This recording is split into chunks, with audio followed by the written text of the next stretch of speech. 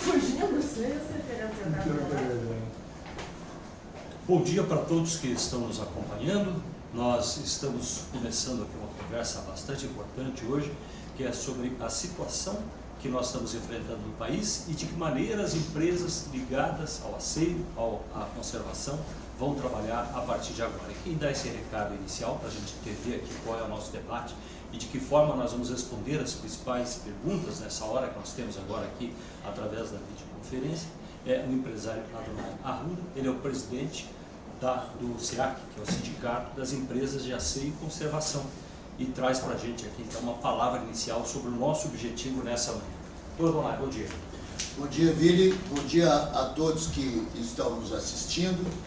O SEAC Paraná, entidade patronal que abriga as empresas do setor de asseio e conservação e os segmentos de facilities, tem a oportunidade de, neste momento em que aflora em todas as camadas da sociedade o aspecto do coronavírus, vir aqui trazer um debate estritamente profissional em relação às circunstâncias mercadológicas, no que tange a um aspecto que sempre nos preocupamos muito, que é o respeito pelo nosso profissional, é o respeito pelo colaborador, pelo trabalhador do nosso setor, pelas relações comerciais, aonde os contratos de trabalho eles têm efetivamente regras e necessidades e algumas características e situações que vêm até, possamos dizer, assombrando a todos aqueles que são partícipes do nosso dia a dia. O SEAC Paraná ele é uma instituição de quase 4 décadas e que se preocupa diuturnamente com o aspecto da qualidade. Tanto que, desta forma, numa parceria única e inédita no mundo, há 18 anos atrás, em parceria direta com o Sindicato dos Trabalhadores, criou a única fundação no mundo todo que tem essa característica em que os trabalhadores do setor e as empresas do setor entenderam que lidam efetivamente com uma situação de sinergia, que é o que acontece no momento como agora, de crise. Então, desenvolveram essa fundação, que tem como propósito uma preocupação de abrangência social muito larga e principalmente na capacitação dos seus trabalhadores. Então, nós podemos, sem sombra de dúvidas, dizer que hoje o profissional do asseio e conservação do estado do Paraná é o mais bem preparado do país inteiro para, no seu dia a dia, estar adequado a esta crise. E essa fundação, além desse aspecto da capacitação do próprio profissional, ela tem algumas características que, por exemplo, ela tem o único SESMIT coletivo legalmente definido dentro do nosso país. E nós teremos aqui, na participação destas apresentações, o nosso médico coordenador, o responsável pela gestão do setor, nós teremos as pessoas das áreas educacionais, mas também vamos estar aqui trabalhando com as situações jurídicas, tanto na relação entre a empresa e o próprio trabalhador, como na relação da empresa com o seu tomador de serviços. Porque nós não podemos efetivamente, num momento como esse, adentrarmos a uma neuro. É muito mais importante e é muito mais fundamental que estejamos serenos, que estejamos entendendo que existem condições de capacitação, que existem alternativas muito mais acessíveis e que algumas particularidades elas serão aqui desmistificadas ou melhor orientadas pelo nosso corpo técnico. Então, eu quero levar não só aos nossos associados aqui do Estado do Paraná, mas como a todos que estão nos assistindo hoje no Brasil inteiro, sejam do nosso segmento ou sejam clientes da nossa área de facilities, porque isto foi aberto a todo o mercado que nos assista. Isso, pelas tecnologias de hoje, vai ficar exposto no YouTube para que as pessoas possam, a posteriori, aqueles que não tiveram a oportunidade de estar compartilhando conosco neste momento, terem acesso. E da mesma forma, nós estaremos recepcionando por escrito questionamentos que possam advir no andamento do dia a dia, e estaremos também possibilitando em futuro algumas respostas. E pronto, acho que esta era a mensagem que a gente queria passar para o nosso empresariado. Eli, passo o nosso agradecimento a você como um dos grandes jornalistas e apresentadores aqui do nosso estado, ter nos oportunizado compartilhar com você e receber a sua mediação aqui nesse trabalho, que esperamos venha a ser de grande validade para a comunidade como um todo. Obrigado, Adonai. Vamos então com o trabalho adiante. Nós temos aqui vários convidados que vão conversar com a gente. E vamos lembrar que é possível, então, ter a participação através do e-mail, para quem quiser anotar, dúvidas@facop.org.br. Vamos repetir, então, dúvidas@facop.org.br. A partir de agora, nós passamos, então, aqui aos nossos convidados. Temos vários deles aqui para passar um resumo inicial para você. Nós vamos conversar daqui a pouco com o Dr. Luiz Amaral, que é médico, também do jurídico, o Dr. Hélio Gomes, também da área jurídica, o Dr. José Paulo Damasceno Pereira, e ainda temos aqui o promotor de saúde pública, Geraldo Bezerra, da USP. São alguns que vão conversar com a gente. Eu vou pedir a ajuda da Cássia, que está aqui na coordenação conosco, para verificar quem começa então essa conversa, quem chega até aqui para essa primeira apresentação, e a partir disso nós começamos então o nosso assunto, esperando então a participação de quem está à distância, que pode participar conosco, mandar para cá as dúvidas relativas ao assunto que está sendo debatido. Nós começamos então com o Dr. Luiz Amaral, que é médico do trabalho da FACOP, Fundação aqui do Paraná, especialista em medicina legal e medicina do trabalho, professor de medicina legal da Universidade Federal do Paraná, e de uma forma geral, doutor Luiz, entender o que é o coronavírus, né? Uma primeira pergunta que está no ar e que a gente podia ter uma definição mais prática da sua parte. Bom dia. Bom dia, senhores. Bom dia, Vili. Um prazer estar aqui, embora numa situação tão delicada pelo qual estamos atravessando. Pois é, esse coronavírus, ele não é novo no nosso meio. Esse, chamado Covid-19, sim, ele é novo no nosso meio. Mas o coronavírus, ele foi descoberto em 1937 e caracterizado depois em 1965. E ele já é um vírus que circula no nosso meio, esse tipo de vírus, há muitos anos, e ele tem a característica de provocar infecções respiratórias. Ele é chamado de corona porque em 1965 viu-se que ele tem o aspecto de uma coroa. E o grande problema que nós estamos atravessando agora é porque surgiu uma variante desse vírus, que é esse vírus Covid-19. E aí eu peço desculpas, mas para entender melhor, a imprensa vinha citando coronavírus, passou a citar agora nos últimos dias Covid. Aí então isso dá explicação. É uma classificação específica para o vírus que está nesse momento. Para esse vírus novo que apareceu naquela região central da China, né, e que disseminou-se pelo mundo, né, criando o que a gente chama uma pandemia. E o que nós sabemos, porque isso é importante para a gente entender, a grande questão hoje é incerteza. As pessoas querem saber o que vai acontecer daqui para frente. Eu imagino que isso é difícil responder. A única resposta que nós temos seria pela observação do que já aconteceu em outros países que tiveram antes a epidemia. Sim, a gente caracteriza uma pandemia quando uma determinada doença começa a ter uma incidência em vários países ou em várias regiões ao mesmo tempo, né?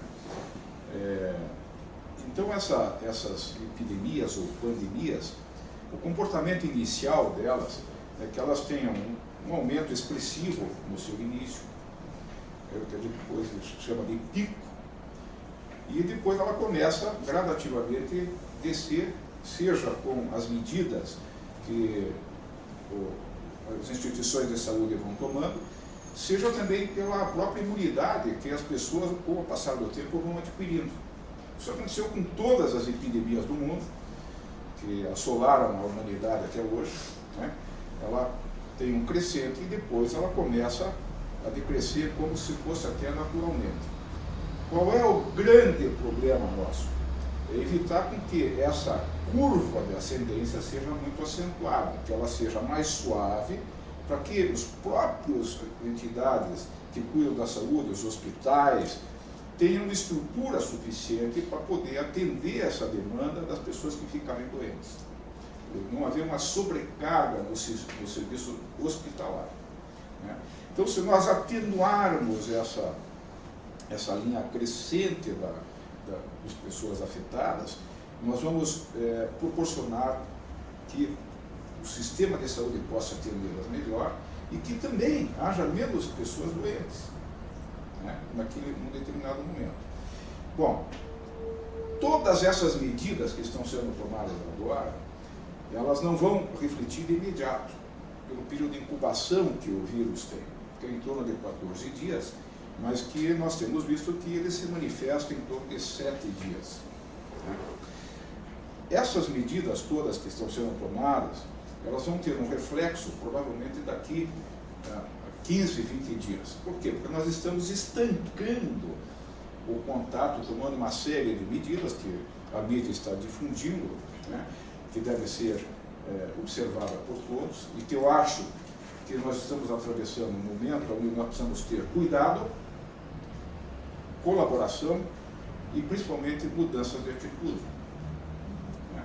Então nós temos que enfrentar esse problema e, com certeza, nós vamos sobreviver a ele. Nós vamos poder contorná-lo se nós tivermos cuidado, cooperação e, principalmente, mudança de atitude. Vamos entender exatamente o que nós estamos passando hoje. O que é que caracteriza uma pandemia? A mudança de tipo do problema e em que ponto o Brasil está agora? Bom, vamos lá pelo início das coisas. A gente caracteriza um surto quando nós temos numa determinada região limitada, de repente, um aumento do índice de incidência de uma doença. Isso é um surto, quer dizer, é localizado numa determinada região. Quando você tem esta doença incidindo em outra região, aumento súbito de casos de uma determinada doença, você chama isso de epidemia. E quando você tem isso se disseminando de forma sustentável, quer dizer, ela se autogera, né, e isso começa a incidir em países diferentes ou em regiões distintas, aí nós temos uma caracterização de uma pandemia. A nossa situação hoje qual que é? É de uma pandemia, né? É uma doença que tem uma característica muito própria, embora ela tenha uma mortalidade relativamente baixa em outros problemas de saúde que nós temos, como por exemplo a gripe H1N1, como nós temos, por exemplo, a dengue, né? Mas ela tem uma capacidade de transmissão muito acentuada. Muito acentuada. Esse é o grande problema desse vírus. A pergunta que eu acredito que a maioria tem agora é com relação a si próprio e os seus familiares, que é entender quando é que eu devo me preocupar e buscar uma consulta, uma informação, os sintomas que devem ser os sintomas de alerta. Bem, é preciso que as pessoas aí entra a questão da colaboração, né? Os sintomas iniciais da doença, eles são muito leves e são progressivos, né? Então ela pode iniciar com uma leve coriza, com sintomas gerais de um resfriado que vão aos poucos se agravando, tomando uma característica de um quadro gripal normal. Quer dizer, dores no corpo, dores de cabeça, febre que vai aumentando gradativamente, né?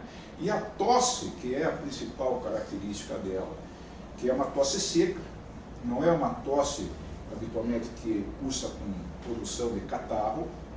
Então, quando você começa com um quadro de febre, e essa febre ela é progressiva, e você vai começando a sentir piora progressiva dos sintomas, né? E esses sintomas vão se somando, começando com uma febre, com mal-estar, com tosse seca, e isso de forma progressiva e acentuada, né? Isso significa que você já está com um quadro que pode ser uma infecção por coronavírus, né? Pode ser que seja um quadro gripal normal. Por isso que é preciso que quando a pessoa inicia com essa sintomatologia, ela já fique em alerta e também já colabore com os seus familiares, informando o seu quadro, também as pessoas que ela tem que se reportar, para que ela possa, então, de forma a ficar em casa, se resguardando, e aí, então, ela possa entrar em contato com os órgãos de saúde para poder tomar as medidas que hoje são adequadas. E para esclarecer também, há muita controvérsia sobre isso, a propagação, como é que ela acontece e quais são os cuidados que a gente deve tomar no dia a dia, para não passar adiante e para não receber também o vírus. Bom, uma característica interessante desse vírus é que no período de incubação, diferente de muitas outras viroses, ele não se transmite no período de incubação.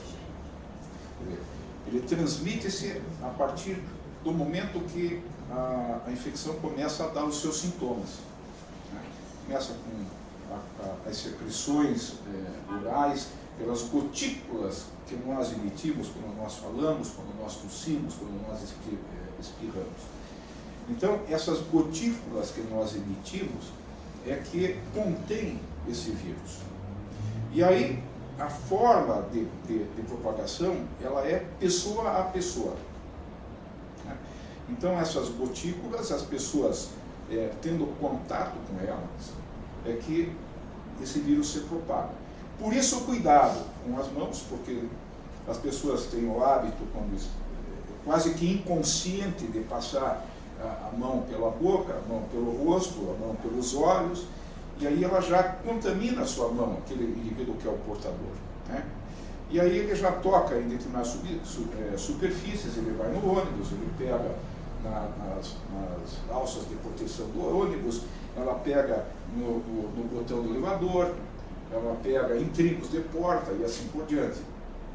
Então o cuidado maior, realmente, a princípio, é uma higienização das mãos, das superfícies, né?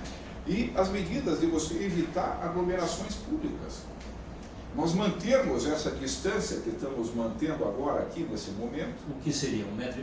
1 metro, 1,5 metro, né? A Organização Mundial da Saúde, ela fala em 2 metros. Na verdade, nós estamos atravessando um período que tudo é relativamente novo. A humanidade, ela aprende com essas situações, né? Dizem, por exemplo, que o tempo de contato de uma pessoa com outra é preocupante após 5 minutos, numa distância menor do que 2 metros, né? Enfim, tudo isso, na verdade, é um momento sobre especulações. Mas o que nós temos que fazer, de qualquer forma? Evitar a aglomeração pública, evitar o contato íntimo, ficarmos restritos a uma determinada distância um do outro, né? E principalmente mudança de comportamento, né? Nós brasileiros somos muito afetuosos, então é aquele beijinho, é aquele abraço, aquele aperto de mão, que de repente é essa mudança de comportamento que nós precisamos ter. Quando formos tossir, usar um lenço, se não o tivermos na mão, mesmo a manga da camisa, mas também nós temos que lembrar que estamos contaminando a nossa camisa. Esse lenço que nós utilizamos não dá uma destinação especial, né? Então, há uma mudança de atitude que nós temos que tomar, e eu costumo dizer que é o seguinte, é um ritual que nós temos que estabelecer nas nossas vidas. Um ritual que chega, por exemplo, do momento que nós chegamos em qualquer lugar, e principalmente em casa, quando a gente vem da rua, chega em casa, vai fazer a lavagem das mãos, que o melhor de tudo é água e sabão. O álcool gel é útil, sem dúvida nenhuma, mas quando você não tem água e sabão à mão, o melhor meio de você fazer a asepsia das mãos é através da água e sabão. Você entrou em casa, lava as mãos, de preferência troca de roupa, principalmente a parte de cima da roupa, camisa, né?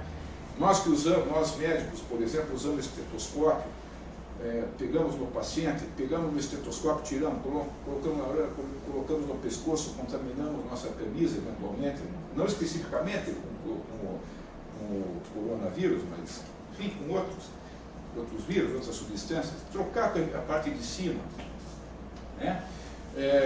No ambiente de trabalho, sair do ônibus, álcool gel de preferência, né? Cheguei no trabalho, álcool gel, né? Peguei numa maçaneta, num botão de elevador, etc e tal, faço a asepsia das minhas mãos, de preferência com água e sabão, não eu tenho a mão, álcool gel. Então é todo um ritual, né? E mudanças de atitude, porque nós vamos ter que deixar, é importante que as pessoas pensem que nós não estamos de férias, nós estamos num momento em que todos têm que colaborar com alterações de hábito de vida.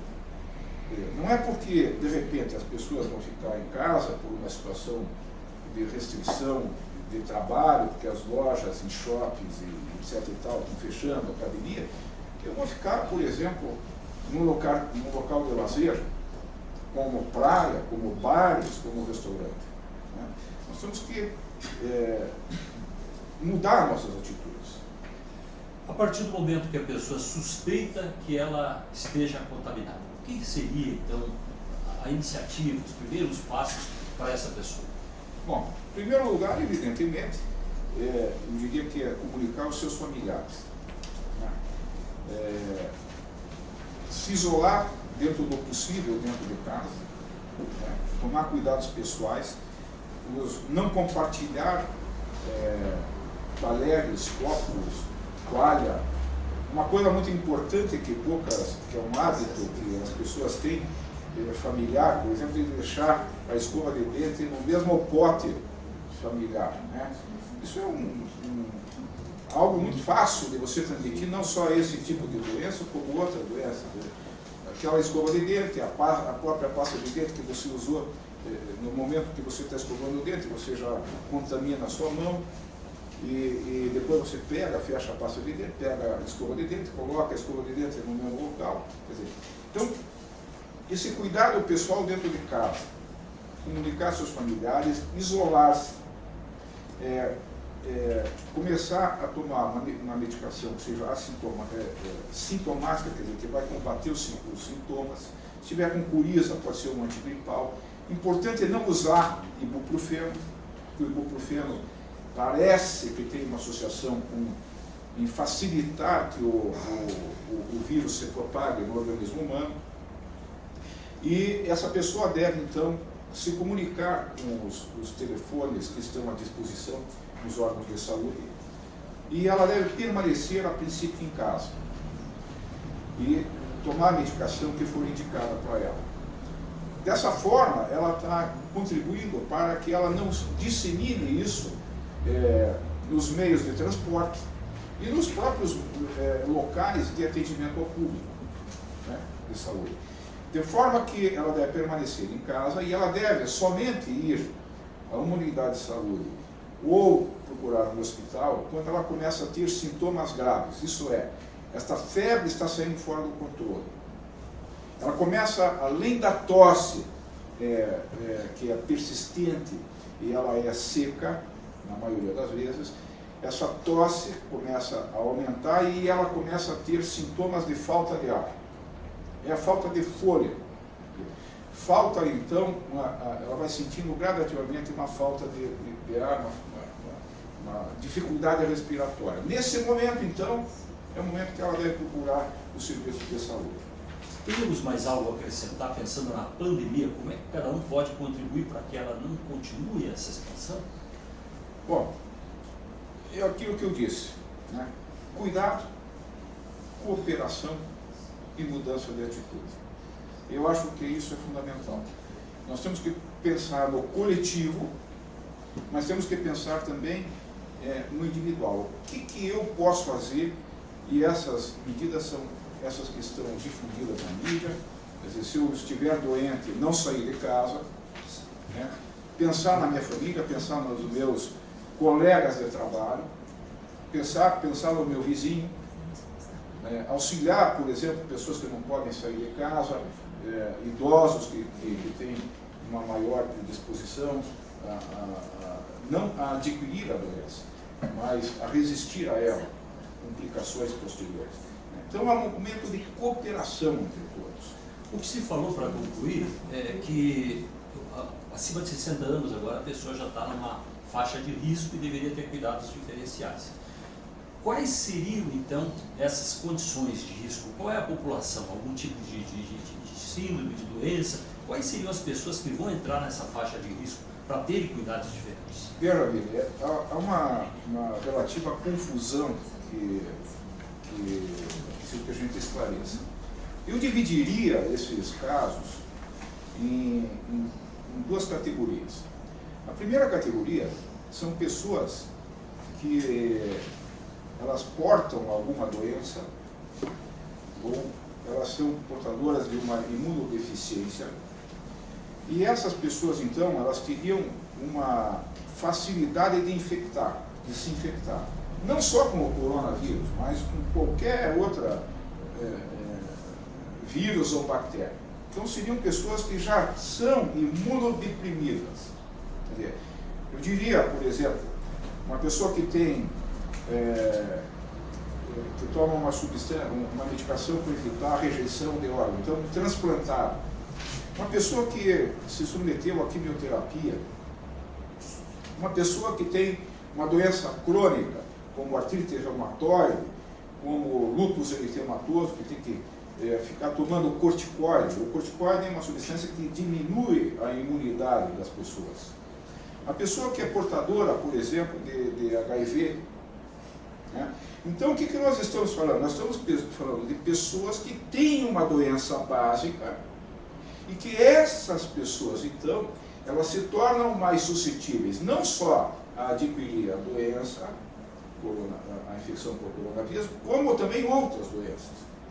Então, isso é preciso que fique separado daquelas pessoas que divulgou-se pela mídia que as pessoas que têm diabetes, hipertensão, cardiopatia congênita, doenças pulmonares graves, deveriam ficar, seriam pessoas de risco para a infecção. Não, elas não são pessoas de risco para a infecção.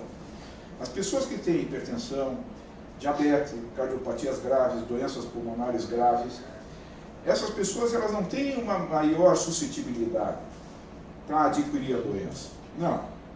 O que essas pessoas têm é que, uma vez adquirindo a doença, a infecção que nós estamos falando, pelo Covid-19, essas pessoas, se adquirirem a doença e elas eventualmente tiverem uma complicação, porque é preciso dizer que nem todas as pessoas que adquirem a infecção pelo Covid-19 têm quadros complicados.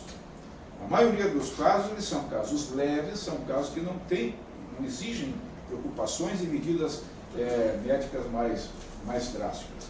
Então é preciso que essas pessoas entendam que elas não são mais suscetíveis para receber a doença. E sim, se houver uma complicação da doença, sim, essas pessoas terão uma suscetibilidade, quer dizer, um agravamento do quadro. Mas não que elas sejam mais suscetíveis. Então, é preciso que cada caso, principalmente dentro das empresas, né, seja visto individualmente. Cada caso é um caso. Então, seguir as orientações médicas. O que nós estamos orientando as pessoas que nos procuram dentro do atendimento da FACOP? Né? A gente orienta um hipertenso, um diabético, você pode continuar trabalhando. Não há, você não está mais suscetível a adquirir a doença. Mas você deve tomar todos os cuidados relativos àquele treinamento que você já recebeu.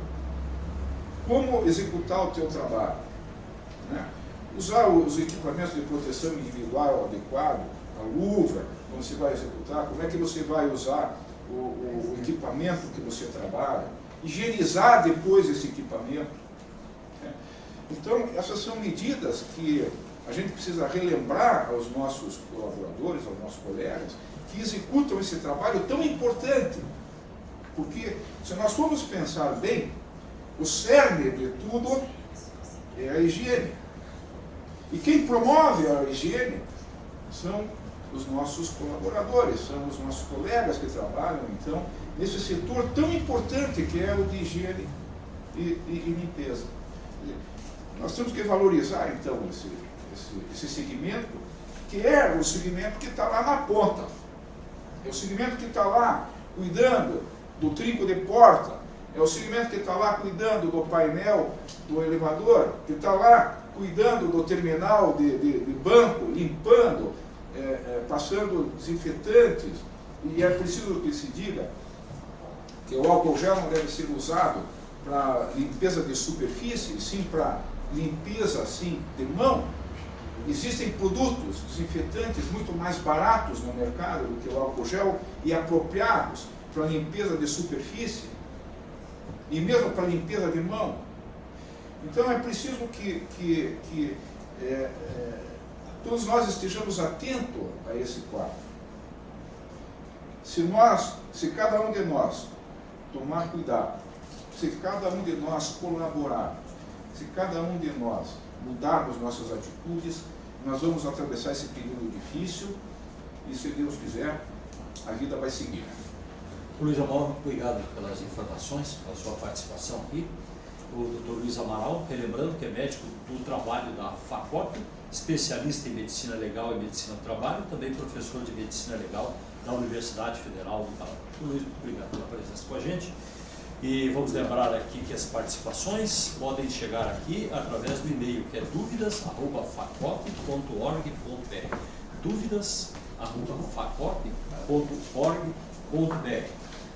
Agora, pela sequência, nós vamos com o Dr. Geraldo Bezerra. Vamos chamar o Dr. Geraldo Bezerra, então, para chegar até aqui e continuar conversando com a gente. Quero lembrar que acompanha que nós estamos numa videoconferência, ela está aberta para todo o Brasil, para esse setor, principalmente asseio e conservação, para todas as empresas, a partir aqui de Curitiba, o trabalho do SEAC, o Sindicato das Empresas de Asseio e Conservação. Então esse serviço está sendo prestado e vai ficar também depois disponível no YouTube. Mais tarde nós damos aqui o endereço para quem quiser localizar a gravação e nesse momento estamos ao vivo, então, fazendo essa conversa. Falamos agora com o Dr. Geraldo Bezerra. Bom dia, Dr. Geraldo. Bom dia, Vili, tudo bem? Bom dia a todos que estão participando aí com a gente. Obrigado pela presença. Promotor de saúde pública, ele é da Universidade de São Paulo, a USP, e também higienista ocupacional. Hoje trabalhando para a FACOP, Fundação do Asseio e Conservação do Estado do Paraná. É a formação aqui é a USP. Olha, Vili, como falou no começo o doutor Adonai, dizendo que esse é um assunto que assombra e assombra mesmo. Não só assombra pela sua gravidade, que isso não há de negar, mas assombra também pela quantidade de informações que aparecem. Essa quantidade de informação que aparece, nós estamos ajudando hoje aqui a desmistificar algumas coisas e a pensarmos junto com a população que pode ou não se infectar. Nós já ouvimos aqui do Luiz Amaral e seria interessante para a gente abordar outros temas e não se tornar repetitivo, pediria sua colaboração para nos dizer o que é que seria mais importante a gente começar agora, nessa segunda fase da nossa conversa, o que não foi até agora abordado. Brilhantemente o doutor Amaral fez a etiologia, o perfil, o desenvolvimento, a contaminação desse vírus. Eu acho que a gente pode e deve trabalhar um pouco agora no combate a ele. No combate, quais são as ações que a gente pode fazer para evitar a contaminação, né? Principalmente o mito de se usar luvas, se usar máscaras, esse é um bom segmento. Se tiver alguma pergunta nesse sentido. Vamos começar com as máscaras, então. Isso é uma dúvida fundamental, né? A gente já vê pelas ruas muita gente usando máscaras. Faz sentido esse uso a partir de uma iniciativa de cada um? Hoje Nós somos, tudo isso é novo para o Covid-19. Se nós falarmos dos primos, né, do Covid-19, que são os coronavírus, a SARS, como o doutor Amaral bem falou, a gente vê que esses caras são mais robustos, são mais prejudiciais, e o Covid tem um pouco mais de agressividade, aliás, muito mais agressividade na hora da sua transmissibilidade. A máscara é recomendada pela Organização Mundial de Saúde, mas para determinadas situações. Ou seja, para o acometido, a pessoa que já está com a doença, evita-se que jogue as gotículas para o interlocutor. Para o cuidador, o cuidador, o médico, o enfermeiro, todos aqueles que estão envolvidos no tratamento desta doença, quer dizer, o Covid-19, e para os familiares que estão circundando um possível contaminado. Mas antes de falar por que usar máscara, é importante a gente saber o meio de transmissão. O doutor Amaral falou muito bem, ele é feito por gotículas, né? Então, daqui onde nós estamos, a gotícula se propaga e vai até você.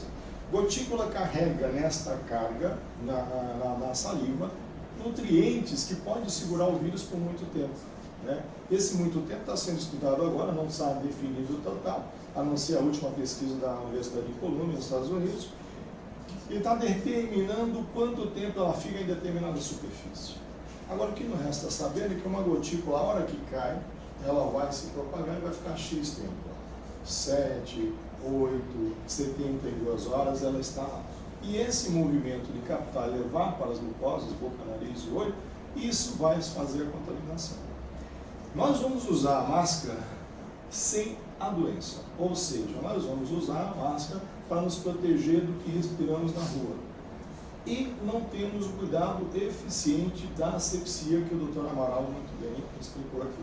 Se você está próximo a quem está doente, e essa gotícula do doente cai na sua máscara, você vai higienizar a sua máscara na medida certa, na hora certa, do jeito certo? Provavelmente não. Porque nós temos 3 tipos de máscaras hoje no país. Essa máscara é usada, inclusive, no meio da segurança do trabalho, né? A segurança do trabalho utiliza por recomendação do Ministério do Trabalho e, inclusive, foi feita uma cartilha para quem trabalha no meio da saúde. A gente fala que todo e qual é envolvido no atendimento hospitalar possui um negócio chamado equipamento de proteção individual, que é a proteção facial.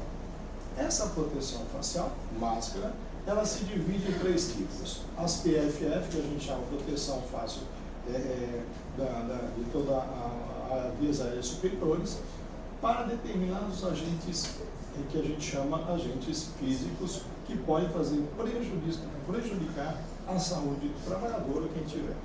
Risco químico, risco físico, como foi, e risco biológico. O risco biológico, nessa cartilha, a recomendação é que se use uma máscara chamada PFF2. Essa PFF2, ela tem uma trama diferenciada. Ela tem uma trama que permite ou impede a passagem de partículas um pouco menores e não deixa essa partícula menor adentrar no organismo. Acontece que vários produtos dizem bem claro, né? Poderá evitar o risco biológico. O que é o biológico? Vírus, fungos, bactérias, essa coisa toda. Como esse risco não está efetivamente garantido, nem mesmo, né, na cartilha do Ministério da Saúde, você usar uma máscara dessa por longo tempo, você vai umidificar de dentro para fora, você vai receber partículas de dentro para fora, e não poderá não fazer o destino certo e na quantidade de tempo certo o uso. Então você vai ter nessa máscara um acúmulo maior de patogênio e esses patogênios poderá estar aí o Covid-19. E aí ficou uma dúvida, se questão da manutenção, ela é descartável? Como é que as pessoas vão fazer essa escolha? Como é que as empresas, por exemplo, que aí no nosso caso específico de ACI e conservação, essa dúvida deve ser maior, a escolha desse tipo de máscara mais adequada e a manutenção. A pergunta desse é essencial. O nosso segmento, ele é bem dividido aonde vai trabalhar. Se você tem contato direto com banheiros, maçanetas, balcões de grande circulação e tudo mais, esse nosso público já tem na sua essência, pela segurança do trabalho, a recomendação de diversos EPIs, equipamento de proteção individual. E esses EPIs, antes de serem entregues, eles fazem um treinamento, nós fazemos um treinamento com esse funcionário, com modo de uso.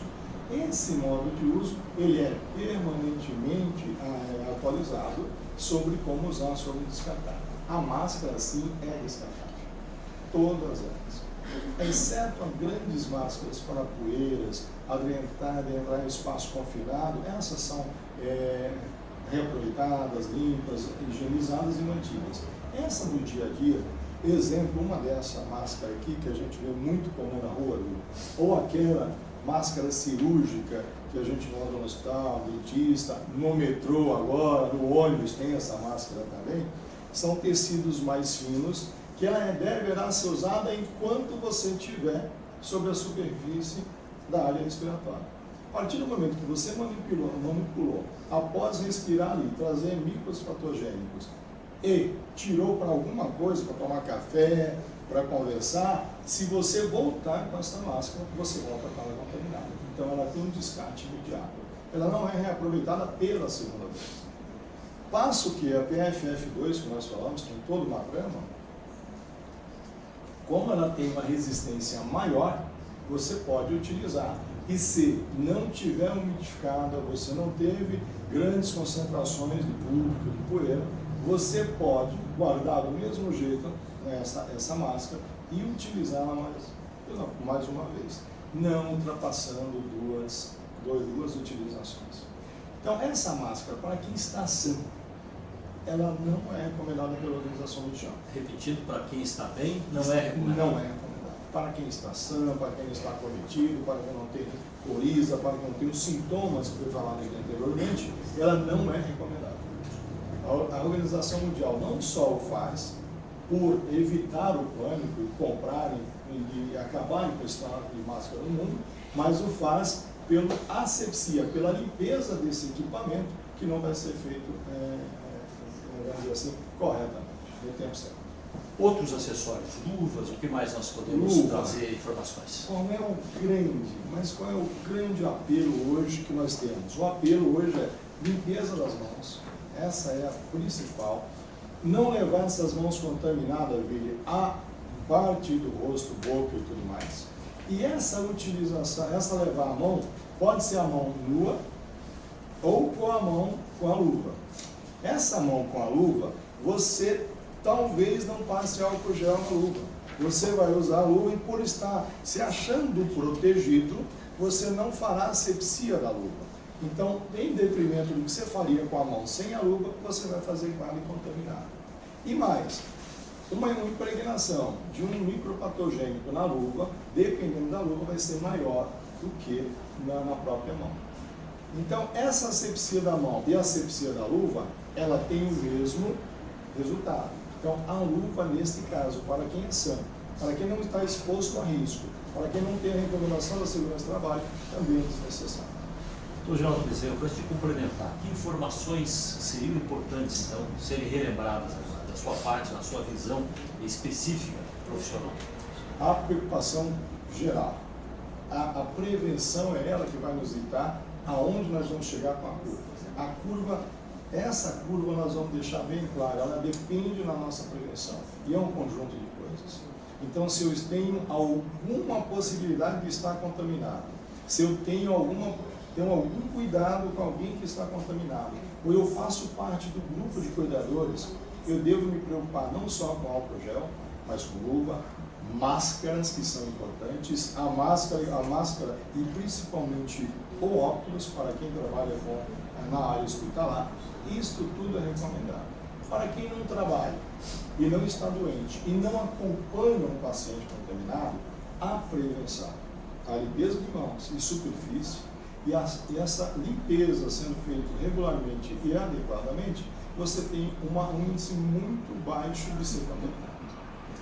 O doutor Amaral falou até de produtos que podem limpar a superfície. Eu acho que na FACOP, www.facop.org.br, existe lá, procurando esse site, daqui a algumas horas, vai estar à disposição tipos de limpeza que pode ser feita em superfície, com uma asepsia segura e um público bem mais imposto para não cairmos no álcool gel, que não é adequado para isso. Geraldo, obrigado pela participação com a gente, pelas informações valiosas. Obrigado, Billy. Obrigado. Conversou com a gente, então, o doutor Geraldo Bezerra, relembrando, ele é formado pela USP, Universidade de São Paulo, é promotor de saúde pública, higienista ocupacional. Para quem pegou pela metade, nós estamos aqui numa conversa através da FACOP, também a Fundação, o SEAC, que é o Sindicato das Empresas de Asseio e Conservação. Estamos nessa conversa de informação para levar a todos os associados e interessados pelo Brasil afora nestes temas, como é que se deve portar, quais são as questões. Vamos falar também das questões jurídicas, de que maneira nós podemos nos preparar para esse momento que nós estamos começando a enfrentar. Nós vamos conversar agora, é a vez do doutor Hélio, vamos chamar então aqui o doutor Hélio Gomes, do Jurídico, que vai nos dar as informações exatamente sobre esta área. Doutor Hélio Gomes, que está aqui conosco. Bom dia, doutor Hélio. Bom dia, José. Na sua área as dúvidas são muitas, porque aí entra a questão da empresa num momento completamente diferente, inesperado nessa gravidade, e imagino que as empresas, trabalhadores, todo mundo está cheio de dúvidas. E o senhor pode nos ajudar a entender esse momento, né? O que vai mudar em relação ao mercado de trabalho, a situação das empresas e dos trabalhadores? Eu gostaria de iniciar lembrando uma frase de um estudioso americano, que é o William James, que ele diz o seguinte, que a sensatez é a arte de saber o que deve ser revelado. Porque eu abro dizendo assim, nós estamos em meio a uma pandemia, e aqui eu gostaria de deixar muito claro quão reveladora foi a fala do médico que me precedeu, o doutor Amaral.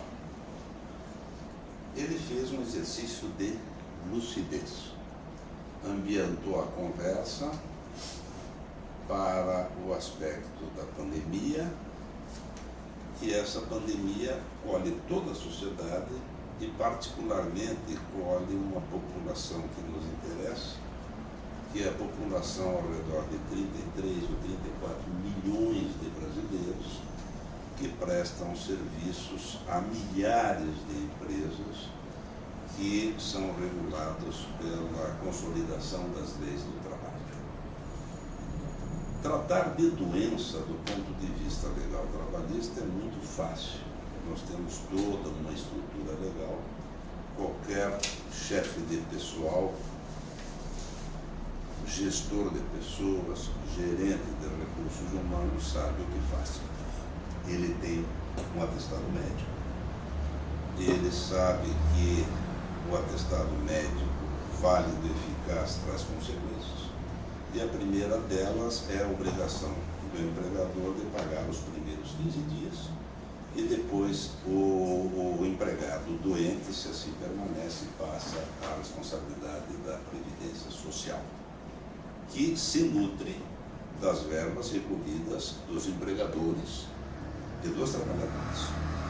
Como bem disse o professor Amaral, nós temos a doença, podemos ter surtos e num grau de hierarquia chegamos à pandemia. E nós precisamos enfrentar esse assunto. O governo federal fez 2 marcos regulatórios. O primeiro foi uma lei federal de número 13.979 de 2020, portanto, só para regular essa questão. E eu gostaria de falar rapidamente sobre ela no seguinte aspecto. Ela trata do Covid-19, que é, como aprendemos hoje, uma derivação de uma doença conhecida há mais de 90 anos. Muito bem, o que diz essa lei? Ela diz claramente o seguinte: 3 hipóteses. Primeira delas, quem está doente, portanto, com Covid-19, pode estar em 3 situações: isolado, em quarentena ou obrigado a fazer certos exames. Mas o que propicia o isolamento? Eu vou ser textual. É a separação de pessoa doente ou contaminada, de maneira a evitar a contaminação ou a propagação. Claro, há uma pessoa doente, precisa ser separada. Finalidade pública que não contamina. Está na lei. Além da lei, existe uma portaria do Ministério da Saúde que foi cuidar dos detalhes dessa lei. E aí a lei é clara ao falar sobre isolamento e a portaria é mais clara ainda sobre isso. O isolamento somente poderá ser determinado por prescrição médica. Vou direto ao ponto. Segregar pessoa com 60 anos, ou 65, ou 70, segregar um jovem aprendiz, segregar uma pessoa grávida, necessariamente não é o recomendado. Isso já nos disse do ponto de vista médico, quem me sucedeu, e do ponto de vista legal está claro, dizendo que somente poderá ser determinado por prescrição médica. Eu estou tratando de uma doença, não me interessa o grau e intensidade dela em termos de população.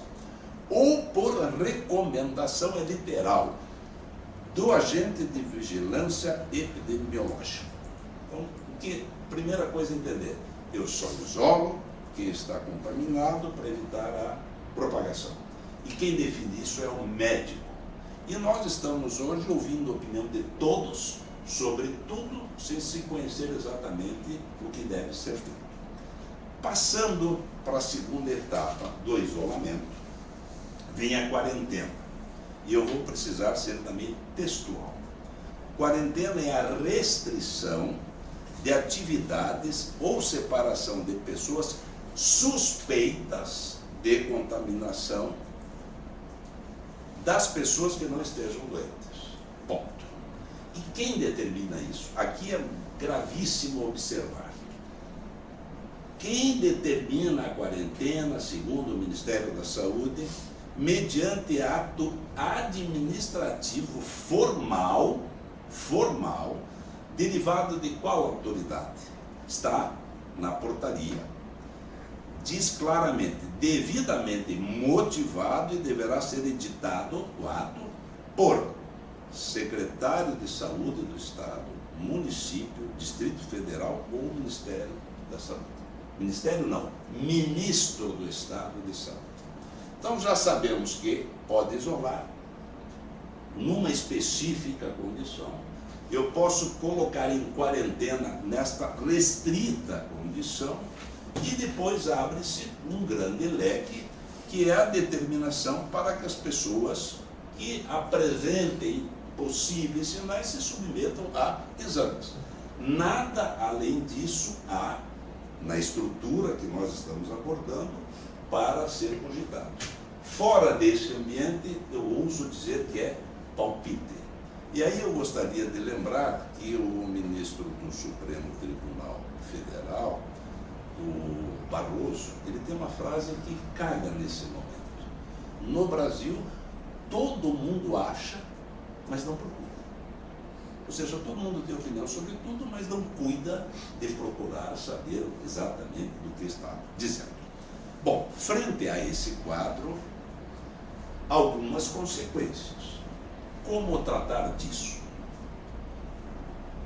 Vai ao médico, os atestados estão ali, a responsabilidade da empresa já está definida e, como aqui se comenta a lei que não existe, hoje, enquanto eu estou aqui a falar, é possível que haja a edição de uma medida provisória, que o Executivo veio falando dela há 2, 3 dias, que ontem a mídia já dizia que assumirá o governo a obrigação de pagar os primeiros 15 dias.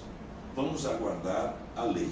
Se nós não temos a capacidade de compreender a lei já posta, você imagine se começarmos a falar de uma lei que ainda não existe. Mas o Estado, obviamente, o Estado, digo a União, está absolutamente comprometida com a realidade que eu queria dizer. São 34 milhões de pessoas, são milhares de empresas. E esse país só existe rigorosamente porque há iniciativa privada e há trabalhadores privados. O resto, com todo respeito, tem uma relevância fundamental, mas é para manter o Estado. Então a iniciativa privada, absolutamente certo, precisa ser lembrada urgentemente, já está passando do ponto para que ela possa enfrentar a situação com algum fato novo. Basicamente seria essa a primeira colocação. Vamos complementar. Na abertura a gente acabou conversando e não complementamos a apresentação do Dr. Hélio Gomes, que é advogado trabalhista de empresas e de entidades sindicais patronais, e ele também é professor de Direito do Trabalho na PUC do Paraná, que é a Pontifícia Universidade Católica do Paraná. Dr. Hélio, diante dessa situação, o senhor resumiu bem, o achismo impera no Brasil e isso cria preocupações, confusões. O que seria importante hoje dizer para as empresas e que tenha também o interesse dos trabalhadores que estejam nos acompanhando aqui nessa área de trabalho, do asseio e conservação? Primeiro, prudência e caldo de galinha. Não fazem mal a ninguém. As empresas foram colhidas por uma situação provável que se consumou. Agora, a reação a esses fatos que estão postos na nossa sociedade não tem sido muito adequada. A reação está um pouco fora, me perdoe a expressão, fora da casinha. As empresas devem aguardar a sequência de fatos. Do ponto de vista do dia a dia, já disse a vocês que qualquer pessoa está habilitada ao trabalho se não se encaixar naquele marco regulatório que eu me referi. Segundo, aquele que ficar doente será encaminhado, como sempre se fez, ao Serviço Público de Saúde. As pessoas vão trabalhar com as cautelas que já foram aqui referidas.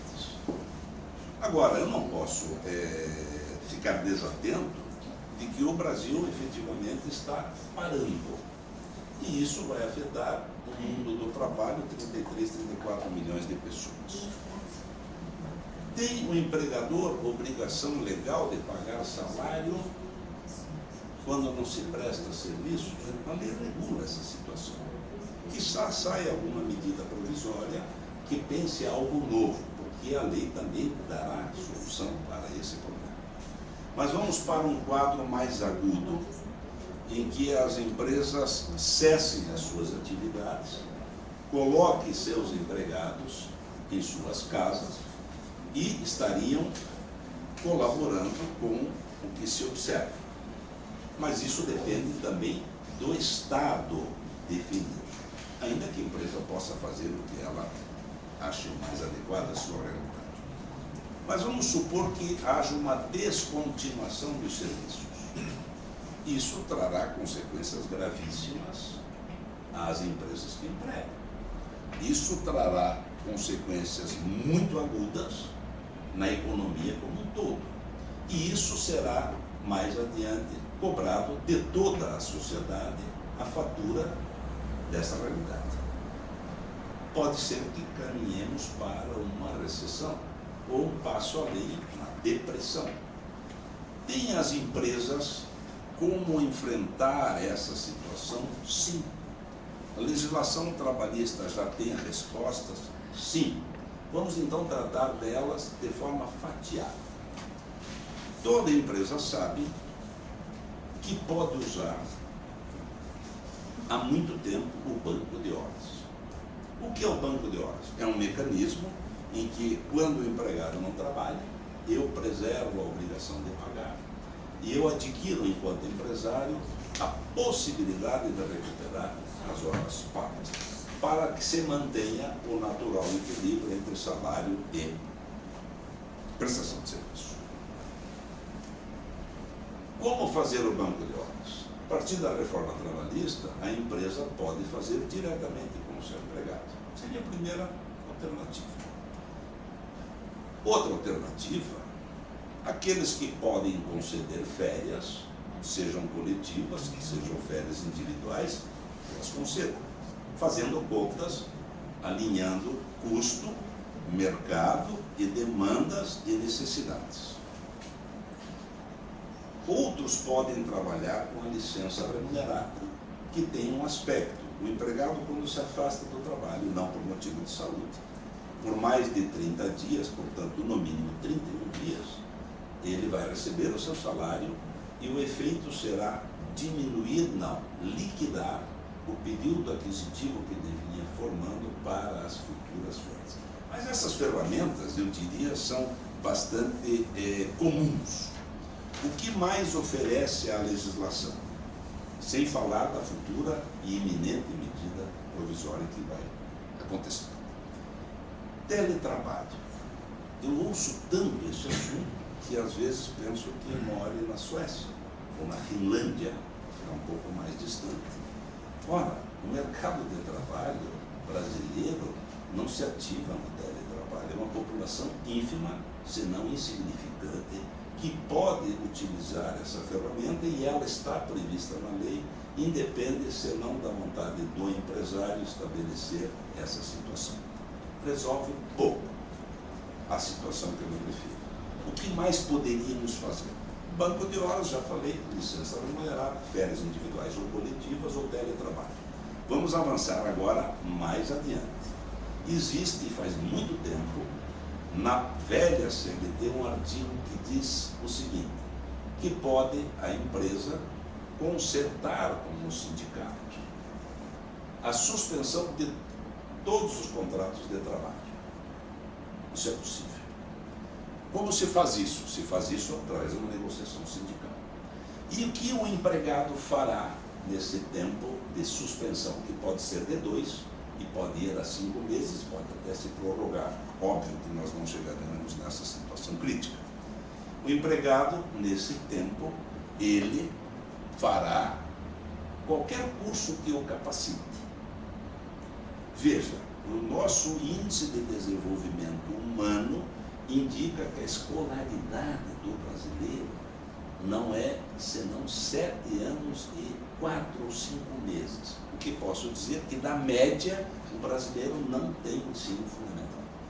Então, se houver essa necessidade de paralisia ou paralisação da economia, as empresas têm essa ferramenta. E aqui eu gostaria de destacar a categoria que estamos aqui a tratar, de asseio e conservação, que emprega a população de baixa qualificação. Ela dispõe de uma ferramenta que poucos outros segmentos têm. Ela mantém uma fundação de capacitação de sua mão de obra.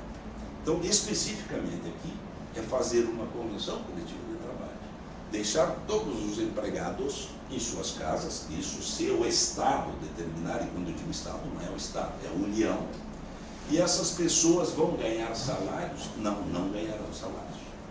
Elas vão receber uma ajuda que será objeto de negociação com o sindicato, que pode ser até o próprio valor nominal do salário, mas sem nenhum encargo, sem nenhum custo previdenciário.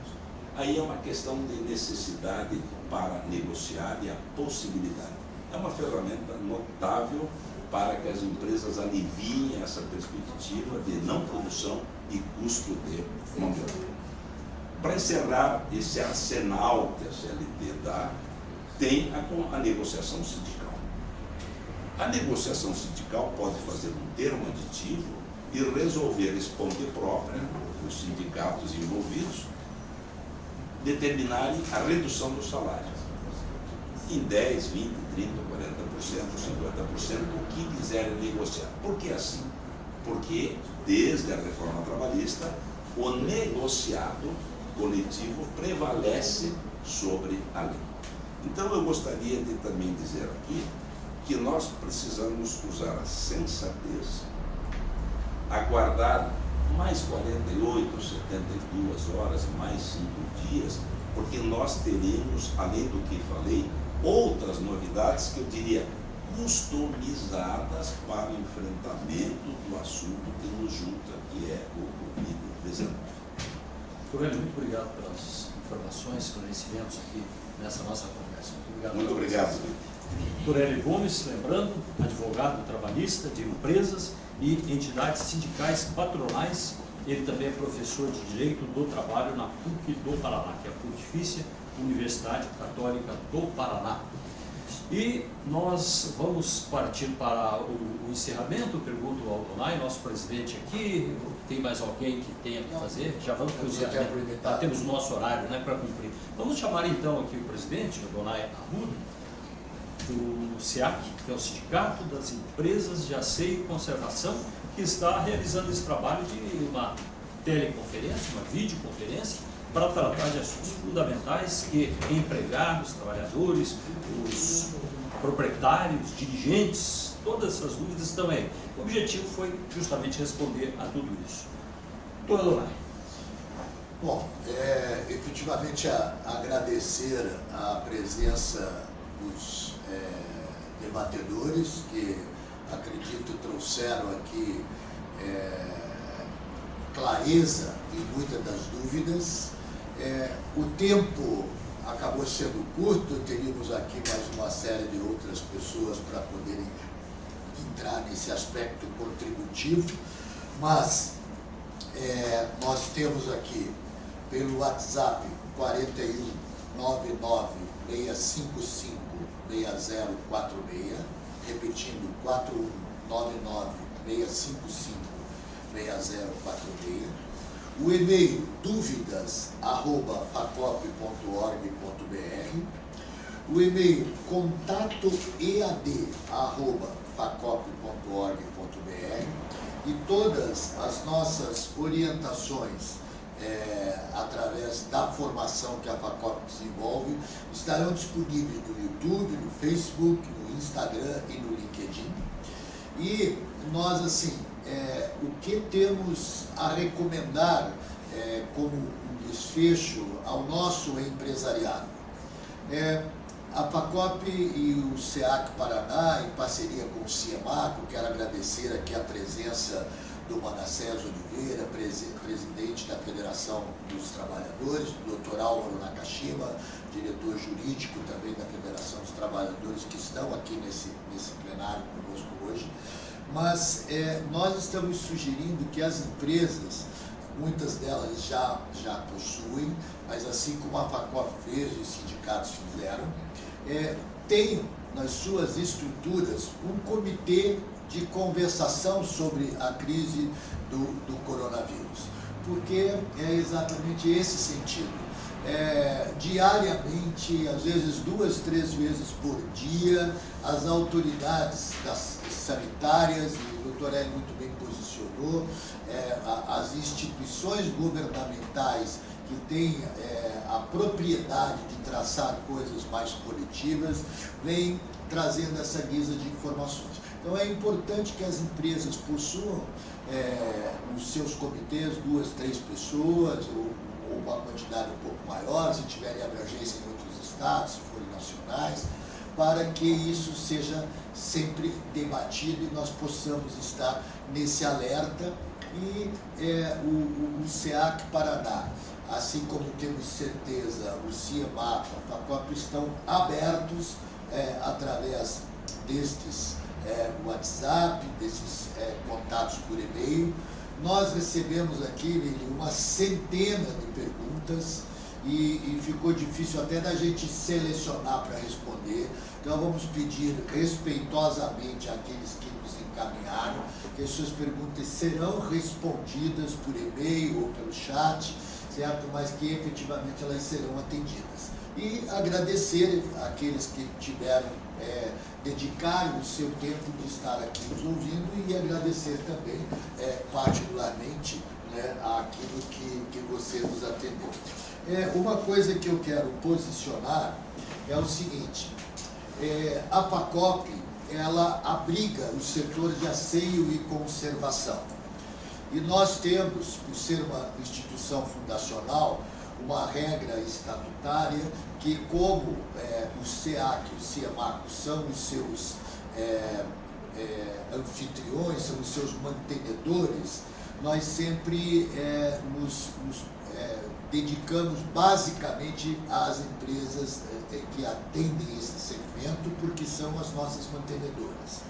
Mas o Conselho fez uma reunião de emergência e dentro dessa reunião de emergência ela está disponibilizando até o dia 31 de março gratuitamente a quem quer que queira os nossos cursos de formação EAD, que são cursos que, inclusive agora em maio, passarão a fazer parte de um portal mundial em 13 idiomas, em português, inglês e espanhol, para atender o mercado internacional, tal a qualidade, e acho que pode ser observado pelos profissionais que aqui passaram.